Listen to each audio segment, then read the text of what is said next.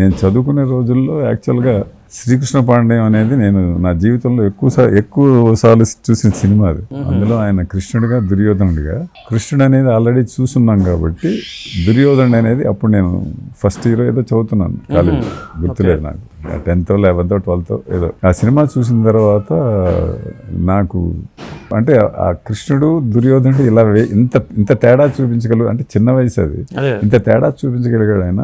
Is a great actor అనుకున్నా అప్పుడే, మామూలుగా తెలిసిన జ్ఞానంతో. సో అలాంటిది ఆయనతో యాక్ట్ చేసేటప్పుడు ఒక తృప్తి కలుగుతుంది. ఎందుకంటే ఆయన చూసి నేర్చుకునేది చాలా ఉంటుంది. రామారావు గారిని చూసి నేర్చుకునేది అంటే అఫ్ కోర్స్ ఇది రామారావు గారి శత జయంతి కాబట్టి, లేకపోతే నాగేశ్వరరావు గారు కూడా అలాగే ఉంటుంది. అలాగే తమిళ్లో శివాజీ గారు, కన్నడంలో రాజ్ కుమార్ గారు, అట్లా వీళ్ళందరి దగ్గర నేర్చుకోవడానికి అవకాశం దొరికింది నాకు. రామారావు గారు అంటే టైం, ఆయన వర్క్ విషయంలో ఆయనకున్నటువంటి డెడికేషన్ నేర్చుకున్నా.